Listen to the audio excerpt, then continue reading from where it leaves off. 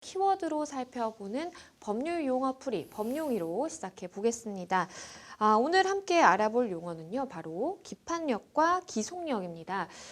재판의 효력에 대해서 이제 이야기를 하는 용어들인데 좀 낯설게 느껴지실 분도 계시고 아니면 이제 두 용어가 좀 헷갈리시는 분들도 계실 것 같아요. 오늘 확실히 짚어보도록 하겠습니다.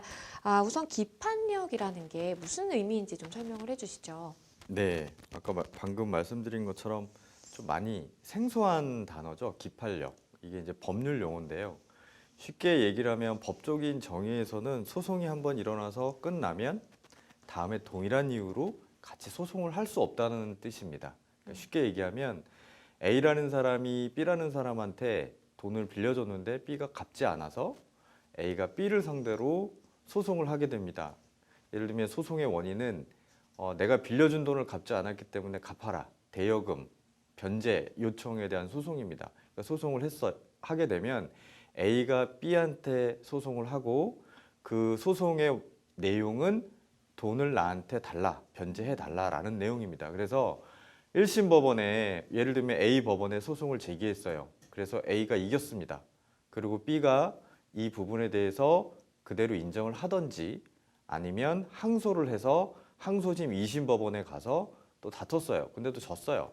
그 다음에 B가 이대로 다시 상고를 하지 않고 그대로 이제 종결을 하게 됩니다. 그러면 A가 B한테 청구한 내용, 그 B한테 빌려준 돈 B가 안 갚았으니까 나한테 돈을 달라고 요청을 해서 법원에서 B는 A에게 얼마를 지급하라 라는 판결이 났으면 그게 그대로 정해졌으면 동일한 내용으로 A가 B한테 다시 소송을 할 수 없다는 뜻입니다. 그게 법적인 용어로 기판력이라고 합니다. 예전에 했던 소송의 내용과 동일한 내용으로 다시 소송을 할 수 없다는 내용입니다.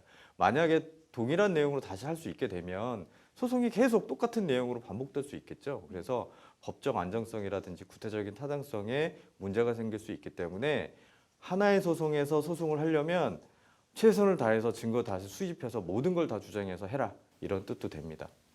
네, 변호사님께서 기판력에 대해서 설명을 해주셨는데요. 그러면 기속력이라는 건 또 어떤 의미를 가지고 있을까요? 네, 기판력과 기속력 가운데 글자가 좀 다르죠. 근데 아까 기판력의 경우에는 그 판결이 났으면 A와 B한테 그 판결의 효력이 그대로 미치게 됩니다. 그걸 이제 기판력이라고 하고 기속력이라고 하는 거는 재판을 받는 과정에서 그 해당 법원에 결정이 나거나 어떤 뭐 소송주의를 하거나 어떤 그 법원 내부에 어떤 결정 재판을 하게 되면 그 해당 법원 내에서 내가 한 재판, 내가 한 결정을 다시 번복해서 다른 결정을 할 수 없도록 하는 것을 기속력이라고 합니다. 왜냐하면 자꾸 재판을 하는 과정에서 어떤 사항에 대해서 결정을 하고 또 아니구나 다시 취소할 수 있다라고 하면 어떤 문제들이 많이 생기겠죠. 그렇기 때문에 법원 내에서 그 법원이 한 결정은 기속력이 있기 때문에 다시 번복해서 할 수 없다. 다만 예외가 있습니다. 소송지휘권이라는 게 있는데 이 소송지휘권이라고 하는 거는 아마 재판을 받아보신 분은 느끼실 거예요. 법원에 판사님이 계신데 판사님이 이러이러 그 재판을 진행해 나가는 과정, 그리고 예를 들면 방청석에서 계속 떠들고 항의를 하고 문제가 생기면 감치명령도 할 수 있잖아요. 그러한 것들을 통틀어 소송주의라고 하는데 소송주의의 경우에는 언제든지 여러 가지 적당한 사유가 있으면 취소를 할 수 있습니다. 하지만 그 이외의 사항에 대해서는 법원에서 내부적으로 어떤 결정을 했으면 다시 동일한 내용을 다른 사유를 가지고 번복할 수 없다. 이거를 기속력이라고 합니다. 그런데 이 재판의 효력을 이야기를 할 때 이 헌법재판소가 이미 내린 결정을 번복하지 못하게 하는 점을 의미하는 용어도 있는데 이건 또 어떻게 봐야 될까요? 예, 이게 확정력이라는 것이 있는데 이 부분에 대해서 뭐 헌법재판소가 이미 내린 결정을 당사자가 다시 다투거나 헌법재판소가 다시 번복하지 못하는 효력 이런 부분을 이제 확정력이라고 하는데 아마 많이 들어보셨을 거예요. 확정됐으면 이미 정해졌기 때문에 불복할 수가 없다라는 뜻인데 쉽게 얘기를 하면 일반 법리적으로 확정력이라고 하면 아마 소송해 보신 분들은 아마 많이 들어보셨을 거예요. 아까 예를 들어서 제가 설명을 드릴게요.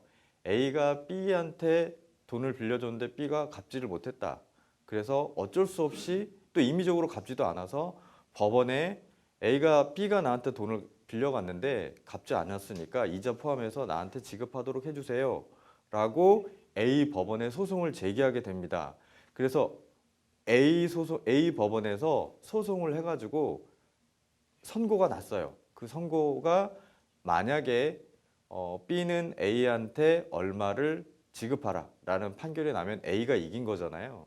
그러면 그 판결을 받은 날로부터 2주 이내에 서로 양쪽에 항소를 할 수가 있어요. 근데 A도 항소 안 하고 A는 당연히 이겼으니까 항소 안 하겠지만 B가 항소를 안 했어요. 그러면 그대로 확정이 됩니다. 그러면 그거를 판결이 확정됐다라고 표현을 합니다. 그거는 판결이 확정이 됐기 때문에 B가 더 이상 다른 통상에 항소를 할 수도 없고 다른 수단으로 다툴 수가 없어요. 그거를 확정력이라고 합니다. 다만 민사소송에서 재심, 형사소송에서 재심이라는 제도가 있어요. 그 재심은 이미 확정된 판결에 대해서 일정한 법에 정해진 재심 사유가 있을 때 다시 해당 법원에 소송을 제기하실 수 있는 제도입니다. 네, 변호사님께서 설명을 해주신 것처럼 기판력 그리고 기속력, 확정력까지 이렇게 세 가지가 어떤 차이점이 있고 우리가 어떻게 이해를 해야 되는지 살펴봤습니다. 네, 지금까지 법률 용어 풀이 법용이 함께 하셨습니다.